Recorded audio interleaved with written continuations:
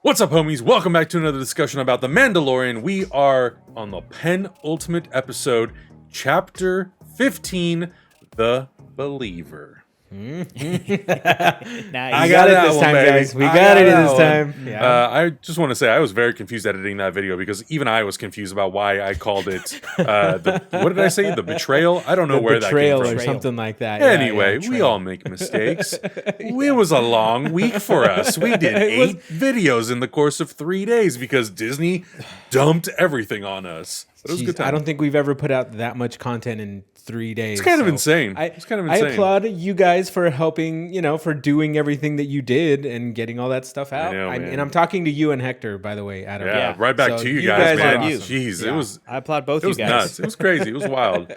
So this was the penultimate episode, and I think we all had a pretty good idea that this was going to be sort of like the lead up of our eventual meeting that's going to happen this week with Moff Gideon and our team, our Magnificent Seven, trying to rescue Grogu, which I say Magnificent Seven, we haven't really completed the team, but we were talking about predictions for what we think is going to happen. And I don't think it's outside of the realm of possibility that we could see a character like Bo-Katan return, because her story is very much kind of tied with Moff Gideon. So we'll see kind of what happens there. But the thing that I think surprised me the most about this episode was the pace and sort of the objectives of this episode. In terms of what the goal was, it was pretty simple. They were sent to Morak to basically retrieve how to find Moff Gideon's ship. Yeah, that's the basic premise of it. But we needed the help of Bill Burr, who I enjoyed him in the last season. I thought he was a great addition, a great guest. But man, there is one scene in this episode that involves Bill Burr, Pedro Pascal, who we actually see for the first time since the season 1 finale, and Richard Brake was the guest star, playing an officer called Valen Hess. And I don't particularly know the full context of the story that they were talking about, but I felt like it was so not important because the performances were so strong, and Bill Burr knocked it out of the park for me. And I just thought it was so strong. Bill Burr deserves an Oscar just for that performance alone. Bill Burr would it be an Emmy? Because it would be an Emmy. Yeah, that's right. Bill Burr deserves an Emmy for most shockingly good acting scene, because I don't know if anybody knew that Bill Burr had these kind of acting chops. It's always the comedians, dude. I just watched Spanglish last night. Adam Sandler, who got that job because of Punch Drunk Love. Sandler was just in Uncut Gems this past year. It's always the comedians. Those are the ones you least expect, the ones that can tap into some real shit. Because they got some... Your Robin Williams, your Jim Carrey's. Kristen Wiig. Yeah. I also, this episode caught me off guard as well. I didn't really... I expected something bigger. I expected something a little bit more. I feel like that's reasonable, though. I feel like that's reasonable, though, because the last 3 episodes we had Boba Fett, Ahsoka Tano, Bo-Katan. They were building and building and building, and now this one was very much more like, hey, let's back to basics, kind of like back to basics. But upon the second watch, after knowing that my boy Rick Famuyiwa directed this episode, I was like, oh, you're setting so much heavy emotional stuff up in this episode, not just for Mando and for Bill Burr's character, but also the way that he set up that general or admiral. What was he? Valen. Yeah. In the episode when we were watching, I felt it was very creepy, but now rewatching it, I'm like, oh, he made this guy sound like a southern plantation owner on purpose. After knowing that it was Rick Famuyiwa kind of working through these things about oppressed people, and if you look into Mando, doesn't he call him boy at one point? Yes, exactly. He calls him boy. He's got a long southern draw, and it's a bunch of these empire people suppressing the native people of this planet. It's all all of this social economic stuff is written in there so subtly, so well, and Rick does such a good job of not even making you notice at first, because I didn't notice any of this stuff at first, and also the moral boundaries that Mando crosses in this episode, not even just taking off his helmet, but aiding the Empire and being cool with it to help his son. That is gigantic. gigantic. And it's not even like he doesn't even try to push it very hard. Right. It's just it's so under the surface of everything, which is why I feel like the episode at first didn't get me. But it just diving your head under a little bit, just looking under there, Rick laid down so much cool stuff in this episode, and it's definitely worth 2 or 3 rewatches. I think I'm right there with you, man. I enjoyed it more the second time I watched it. And I remember the first time we did, during our reaction, I was talking about how it wasn't quite grabbing me. Yeah. Then we got to that table conversation. Yeah. Then we got to the end where Bill Burr blows up the Rhydonium. And I just love that ending so much. And I loved I thought Bill Burr's character was going to die. Yeah, I thought Right. Mayfield was done for. Absolutely. I thought 100%. Mayfield was looking to Mando, being like, "Listen, I'm sorry for this. I'm sorry about your boy. I hope you get your boy. I'm going to shoot him. You and leave, then I'm and going I'm to going get to die." I'm going to get shot." Like, I thought that's how like deep this was going in his soul, But overall, I really did enjoy this episode too. It is interesting how the last couple, like you said, Adam, have been so hyped up and built up to this extreme thing, and then we again sort of pivot to this other side quest. But like Augustine's pointing out, there's stuff there under the surface that's happening. There's great character work happening for Mandalorian, for Din Djarin. There's great stuff happening for Mayfield, and it's all just super, super impressive. So I overall really did like this episode, and I had a lot of fun with it, even if, I don't know. Shoot, man. I can't see this happening because these seasons are only 8 episodes long. But if anybody in the future, years from now, ever does like here's a Mandalorian like short list of episodes you got to watch to get the core, like maybe this one will make the cut. Maybe. But that's a shame because all of it informs itself, Yeah. So, No, I agree. I don't think it's going to make anybody's short list, but at the same time, I do appreciate everything that Rick laid down. And I feel like it's all owed to him because there's so much stuff in there.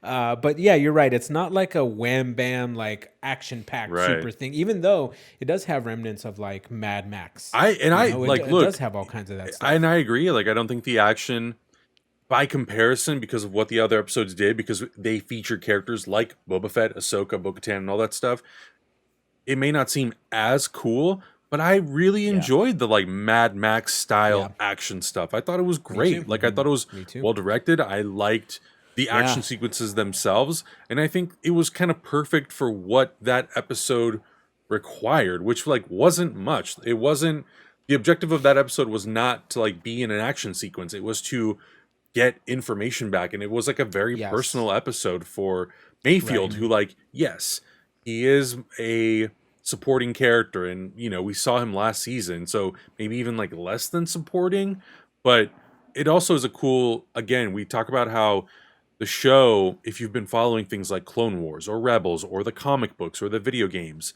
the loose sort of mention of Operation Cinder, something that has come from the comics and from like has been mentioned in video games, to casual fans who like don't know all that lore. Like I don't know it.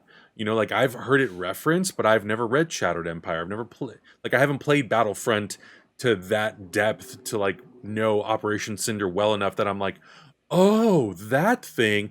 Oh, now I get it. Mission. It's all in the performance. It's all in the delivery. Like, that scene to me, almost in some regard, felt like the opening scene in Tarantino's Inglourious Bastards with Christoph Waltz and the farmer in France. It had that like tension to it, which I thought, like, I never thought I'd get something like that in a Star Wars movie, but I'm glad I did. And I think like all 3 of those actors did it so incredibly well. So yeah, like, it doesn't have that big spectacle, but it has the nuance. And I think you got to have both. Otherwise the show can sometimes feel like it, and not just this show, any show can feel like there are no real stakes and there's no real repercussions. It's just kind of all big fun fantasy. And I like the fact that Star Wars has the opportunity to lean into nuance and drama, and I think it should. And I think that's the balance of that is what really makes it feel like a well-rounded and a fully rounded universe. I want to ask you guys a question, and this kind of bounces off what you're saying, Adam, about the small things, the nuances. I don't know if this has happened before, but Mando, Din Djarin, his face has been officially registered with the Empire. Oh, that's a good point. His face Uh-oh, is scanned. Right, exactly. Yeah. Do you guys think something like this is going to have mega implications in the future, or do you think it's something that they're gonna I think forget? so. And I think as like as much yeah. as like he tries to be a boss at the end, where he like almost talks down to Moff Gideon, where he's like, I'm basically gonna come and get you, and if I gotta, I'll do whatever it takes to get my son. I'm repeating what you said to me back to you. Exactly. I'm rubber, you're glue. Whatever you say bounces off of me and sticks to you. But I look better saying it. I wouldn't be surprised if there are some like repercussions there. Like if Moff Gideon survives season 2 again, that he finds out the Mandalorian's identity and like that's used against him. Maybe not. Maybe not. Who knows? On that same regard, though, I thought it was actually hilarious when Boba Fett said, I can't go in there. They might recognize me. It took me a minute to like click, and I'm like, oh. No, Boba Fett or Boba Fett. Bill Burr? Oh, because He's he's clone. because he has the same face. Yeah. And I was like, oh, yeah. That's right. Oh, yeah. If he walks in there, then I'd be like, sense. clones? I What? completely missed that. Yeah, I thought that was... Didn't all you guys man. die Didn't you, years ago? I thought we got rid you of been you. extinct? Didn't we phase you out? Hey, my dad worked with you. Yeah, I don't I'm know. an older It's, model. It's funny because like the whole face scanning thing, as far as I know, correct me if I'm wrong, Star Wars fans, and I'm sure you will, but like I can't recall any face scanning technology ever showing up in any other Star Wars thing ever mattering, ever being important. I mean, this is a world where like the myth of Luke Skywalker is known, but then also at one point before it was revealed in a novel, which was very good, called Bloodlines, nobody knew that Luke and Leia were the children of Darth Vader, who was Anakin Skywalker. Like, but then at some point that knowledge does become public. And then like everybody, all the bad guys know that Poe Dameron is like the best pilot in the thing. But I'm like, but is it because his face has been scanned or just because they deal with him a lot? Like, it's interesting. Yeah. So it would be cool if that did play into the story, but I don't know how many more times the Mando and these characters are going to deal like, we're going to have to get face scanned to get in here. Like, I don't know if that's going to come up again. And plus like we don't know the depths of that, right? It's like,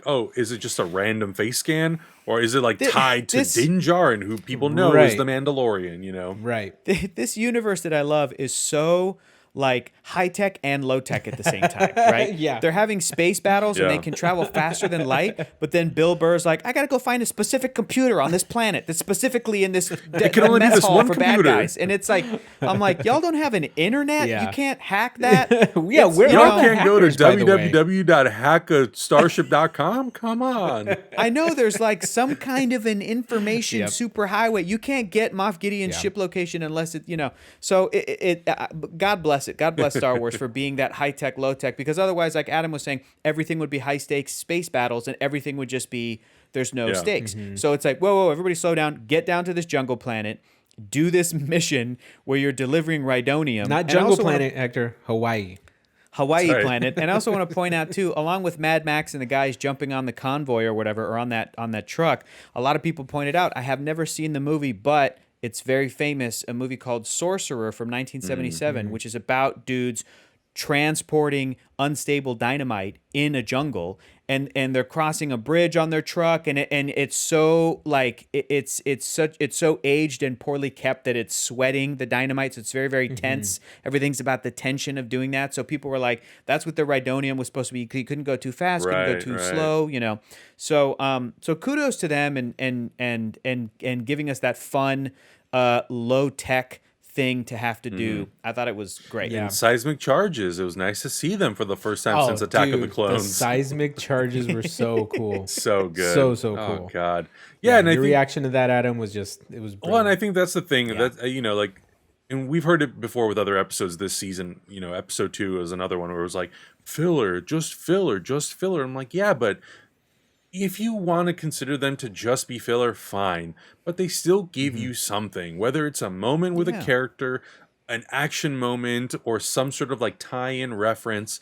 They're always giving you something. Like I have not been bored by any of the episodes. I would say that like, this episode was probably like the least hype.